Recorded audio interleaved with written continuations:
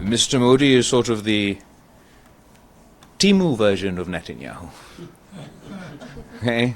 It's a poor copy. India being inspired by the Israeli government, unfortunately, it's being inspired in all the wrong ways. Its conduct outside of international law, its violation, the arrogance with which it thought it could get away with this. Prime Minister Modi must decide. He has two paths to follow before him. He could pursue the path of peace, or he could pursue another path. A path that we've been warning about, we've been seeing for some time, where Mr. Modi started off as being perceived as the butcher of Gujarat. He went on to become the butcher of Kashmir, and he aspires to be the butcher of the Indus Valley civilization with his assault on the Indus Water Treaty. Gujarat और कश्मीर का कसाई अब Indus valley का कसाई बन गया। बिलावल भुट्टो की भारत की इंतहा पसंदाना पॉलिसियों पर कड़ी तनकीद। अक़वाम मुत्तहिदा के दफ्तर में मीडिया ब्रीफिंग, कहा मोदी को देखें तो लगता है नेतन्याहू की कॉपी है। मोदी के पास दो ही रास्ते हैं, अमन या तबाही। भारत कहता है कहीं भी दहशतगर्द हमला हो तो मतलब जंग है। इसका मतलब पाकिस्तान में कोई दहशतगर्द हमला हो तो हम भी जंग करें। मोदी की पॉलिसियां भारत में इंतहा पसंदी को हवा दे रही हैं। भारत अब नया असूल खित्ते में नाफिज करने की कोशिश कर रहा है। चाहते तो भारत के 20 तैयारे गिरा देते, लेकिन सिर्फ 6 गिराए। हमारे पास भारत के खिलाफ शिकायतों की फहरिस्त है। भारत के साथ हम चाहते हैं, लेकिन शराइत पर नहीं। हमने दहशतगर्दी के खिलाफ जंग की कीमत अदा की। दहशतगर्दी को सियासी मकासद के लिए इस्तेमाल नहीं करना चाहिए। भारत ने पाकिस्तान के खिलाफ इसराइली ड्रोन्स इस्तेमाल किए। चीनी मीडिया को इंटरव्यू में कहा, सच ये है कि भारत जंग हार गया। पाकिस्तान ने भारतीय तैयारे मार गिराए। भारतीय हुकूमत को तस्लीम करने में 1 माह लगा। आलमी बरादरी कश्मीर के अहम मसले के हल में भी मदद करेगी। बिलावल भुट्टो ने शशि थरूर के सफारती मिशन के चीथरे उड़ा दिए। सलामती कौंसिल के चौथे रुकन फ्रांस के मंदूब से अहम मुलाकात। भारतीय जारहियत से मुतालिक ब्रीफिंग, कहा पहलगाम हमले का इल्ज़ाम बगैर तहकीकात पाकिस्तान पर आयद करना संगीन नताइज का बायस बना। भारत ने पाकिस्तानी शहरियों पर एक तरफा फौजी हमले किए, शहरी इंफ्रास्ट्रक्चर को नुकसान पहुंचाया। सिंध ताश माहदे को मुअत्तल करके आलमी कवानीन की खिलाफ वर्जी की। पाकिस्तान का मौक़िफ़ बैनुल अक़वामी कवानीन और अक़वाम मुत्तहिदा के चार्टर के असूलों पर मबनी है। भारत खित्ते में एक तरफा हमलों को क्यों न्यू नॉर्मल बनाने की कोशिश कर रहा है, जिसके एटमी खित्ते जैसे जनूबी एशिया में नहायत संगीन असरात मुरतब हो सकते हैं।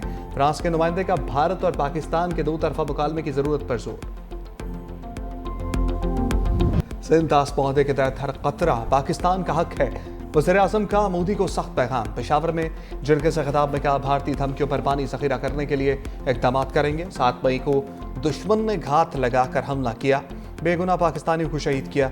अफ़वाज पाकिस्तान ने जो सबक सिखाया वो क़यामत तक नहीं भूलेगा। नरेंद्र मोदी सरकार शिकस्त के जख्म चाट रही है। अब हमें पाकिस्तान को खुशहाल बनाने के लिए सख्त फैसले करना होंगे। मजीद बोले, पानी के मामले पर चारों सूबों को बैठाकर फैसला करेंगे। खैबर पख्तूनख्वा को दहशतगर्दी के खात्मे तक फंड्स मिलते रहेंगे। वज़ीर आला खैबर पख्तूनख्वा ने कहा कि NFC अवार्ड को दोबारा देखना होगा। NFC अवार्ड में खैबर पख्तूनख्वा के हिस्से पर कमेटी बनाई है। अगस्त में NFC अवार्ड की मीटिंग होगी। वज़ीर-ए-आज़म की दयावर भाषा डैम जैसे मंसूबों को तरजीही बुनियादों पर मुकम्मल करने की हिदायत।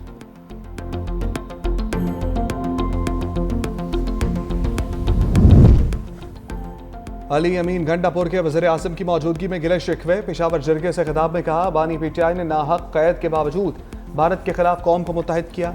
मुल्क की दिफा और सालमियत के लिए हम एक हैं। सियासी इख्तलाफात के बावजूद इत्तेहाद का सबूत दिया। वफाकी हुकूमत साबिक फाटा और पाटा पर टैक्स लगाने से गुरेज करे। इन इलाकों के आवाम की माली सूरत हाल टैक्स देने के काबिल नहीं। वफाक ज़म अजला के बेघर अफराद को जल्द मुआवजा अदा करे। NFC में ज़म अजला का हिस्सा सूबे को मुंतकिल करने का ऐलान किया जाए।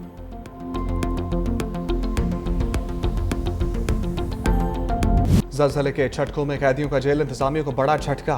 कराची की मलीन जेल से 216 कैदी फरार। पुलिस हुकाम के मुताबिक 83 कैदियों को दोबारा गिरफ्तार कर लिया गया। मफरूर कैदियों की तलाश के लिए अतराफ की आबादियों में सर्च ऑपरेशन। कैदियों के फरार की इब्तदाई रिपोर्ट तैयार।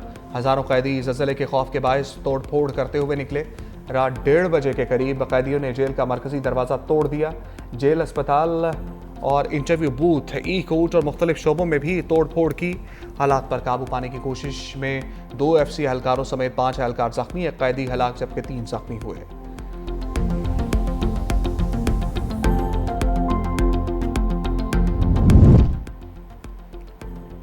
मली जेल इंतजामिया की नाहली पर मुअत्तली की तलवार चल गई। IG जेल खाना जात काजी नज़ीर की ओहदे से छुट्टी।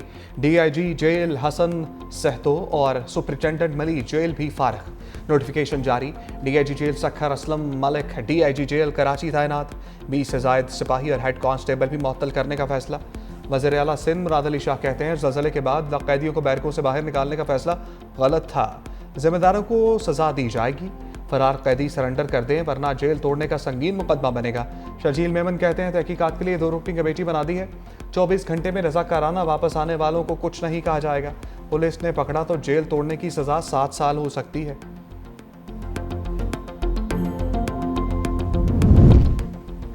Malir jail break. सिंध हुकूमत का नया ऑर्डिनेंस लाने का फैसला।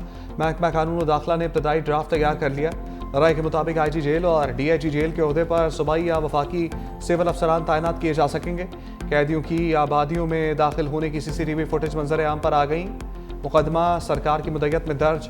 उधर मजीद एक कैदी को अहले खाना ने पुलिस के हवाले कर दिया।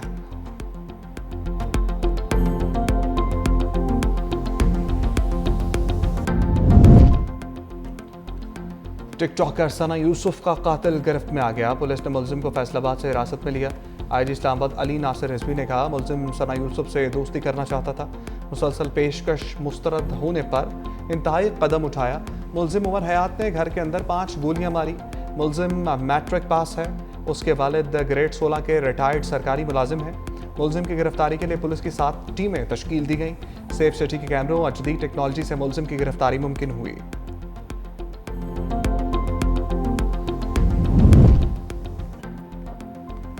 कराची डिफेंस में नौजवान पर तशद्दुद, मुलजिम सलमान फारूकी पुलिस के हवाले।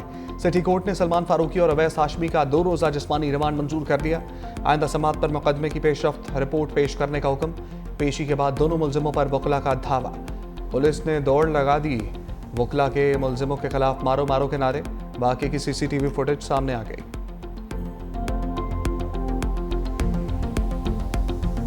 सारे फैसले पहले भी खान साहब करते रहे, अभी भी खान साहब ही करते रहेंगे, लेकिन खान साहब का ओहदा होगा patron in chief of Pakistan Tehreek Insaf. Khan साहब ने यही कहा है कि जो कि हमारे हर तरफ से दरवाजे बंद है, कोई तरीके से रास्ता नहीं है सिवाय इसके कि हम तहरीक चलाएं और तहरीक पुरअमन चलाएंगे और पूरे मुल्क में चलाएंगे। खान साहब ने यही कहा है कि जो तहरीक होगी वो मैं खुद लीड करूँगा। खान साहब खुद इस मरतबा तहरीक लीड करेंगे। पार्टी वही ओहदा नया। बानी चेयरमैन तहरीक इंसाफ के पैटर्न इन चीफ बन गए। बैरिस्टर गौहर का मुल्की एहतजाजी तहरीक की तफसीलात का ऐलान। कहा एहतजाज के दौरान बानी की नुमाइंदगी उमर अयूब और सलमान अकरम राजा करेंगे, जबकि अली अमीन गंडापुर खैबर पख्तूनख्वा गवर्नेंस के मामला पर फोकस करेंगे। एहतजाज के दौरान मुझे बतौर चेयरमैन डिप्लोमेटिक राब्तों की जिम्मेदारी मिली है। मैं ही पार्टी का चेयरमैन हूँ और हाई कोर्ट में पार्टी के केसेस लेकर जाऊँगा। बानी ने कहा है कि उनके लिए सारे दरवाजे बंद किए गए, जिसके बाद अब एहतजाजी तहरीक के सिवा कोई रास्ता नहीं बचा। शिबली फराज कहते हैं पीचा के बानी चेयरमैन को 2 साल से नाहक कैद में रखा गया है। 2 साल से सब मौजूद है मुल्क में, लेकिन इंसाफ नहीं है। इनको इनकी फैमिली बच्चों से मिलने तक की इजाजत नहीं दी जाती।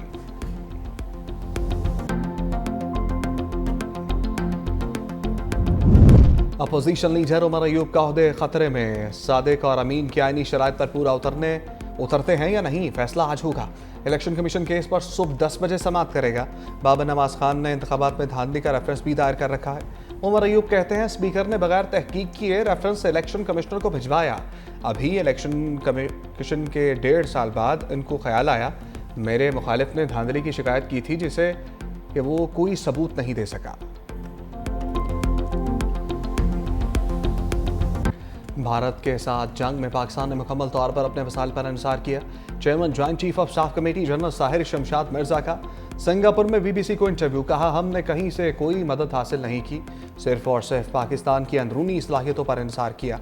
उन्होंने खबरदार किया कि किसी भी तनाज़े को बड़ी जंग में बदलने के लिए बहुत कम वक्त और जवाब चाहिए। मुस्तकबिल में अगर कोई तनाज़ा हुआ तो वो सिर्फ मखसूस इलाकों तक महदूद नहीं रहेगा। मुस्तकबिल में जंग छिड़ी तो इससे पूरा भारत और पूरा पाकिस्तान मुतासर होगा।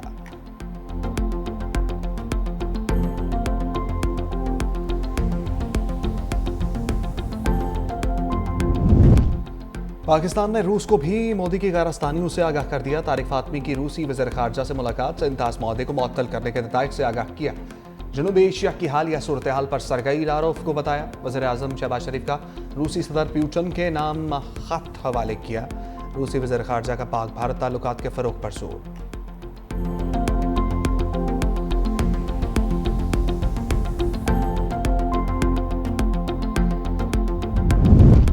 ये नरेंद्र नहीं सरेंडर है। कांग्रेस रहनुमा राहुल गांधी का भारतीय वज़ीर आज़म पर तंज का बीजेपी और आरएसएस को अच्छी तरह जानता हूँ।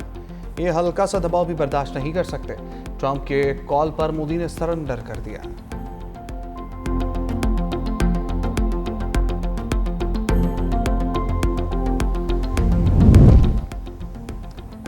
बजट इम्तहान सर पर आ गया। हुकूमत की तैयारी मुकम्मल।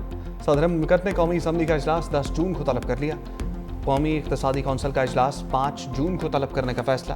वज़ीर आज़म शहबाज शरीफ कौमी इक़्तिसादी कौंसिल के इजलास की सदारत करेंगे।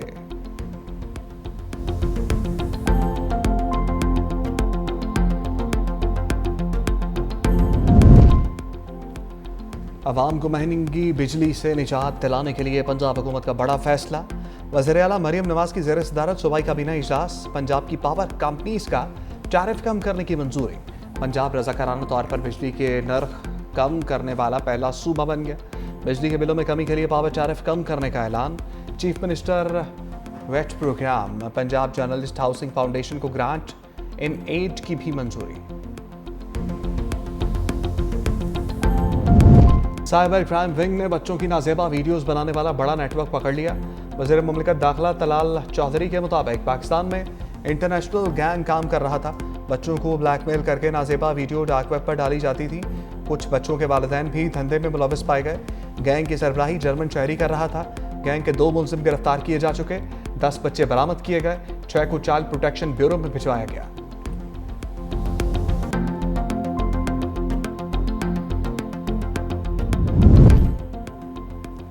एमटैक के बगैर गाड़ी लेकर मोटरवे पर मत जाएं। 15 जून से बगैर एमटैक गाड़ियों को मोटरवेज पर 50% जायद टोल टैक्स अदा करना होगा। कम बैलेंस वाली गाड़ियों को भी 50% जायद टोल टैक्स देना पड़ेगा।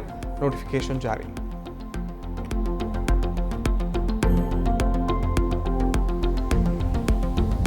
अल्लाह हाजिर हैं। मनासिक हज की अदायगी। आज़मी ने हज के काफिले मिना पहुंचने लगे। आज जोहर से पहले हज की इसादत के लिए मिना पहुंचना ज़रूरी। हज का रुकन आज़म वक़ूफ़ अरफा 9 ज़िलहज बरोज़ जुमेरात को होगा।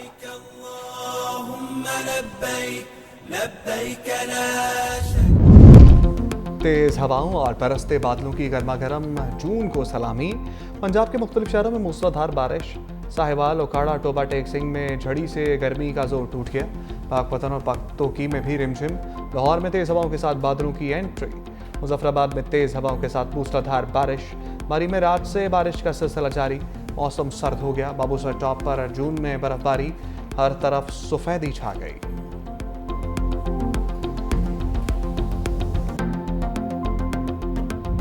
ओहदा छूटते ही इंसानियत जाग गई। तवील अरसे इसराइली बर्बरियत का दिफा करने वाला सच बोलने लगे। अमरीकी महकमे खारजा के साबिक तर्जमान मैथ्यू मिलर का गजा में इसराइली जंगी जराइम का एतराफ़। बोले इसमें कोई शक व शुबा नहीं कि इसराइल की जानिब से गजा में जंगी जराइम किए गए। एतराफ़ पर दुनिया भर में साबिक तर्जमान अमरीकी महकमे खारजा के खिलाफ शदीद गम व गुस्सा। सोशल मीडिया सार्फिन ने मैथ्यू मिलर को आड़े हाथों लिया। लिखा, आपकी सच्चाई और किरदार का असल इम्तहान तब था जब आप ओहदे पर फाइज थे। इसराइल का खुराक के मराकज़ पर फलस्तीनियों का कत्लेआम। सेहूनी फौज की अंधाधुंध फायरिंग। भूखे प्यासे 27 फलस्तीनी मौत की आगोश में चले गए। इसराइल के दीगर इलाकों पर भी अंधोनाक बमबारी। 24 घंटे में शहादतों की मजमूई तादाद 60 के करीब हो गई।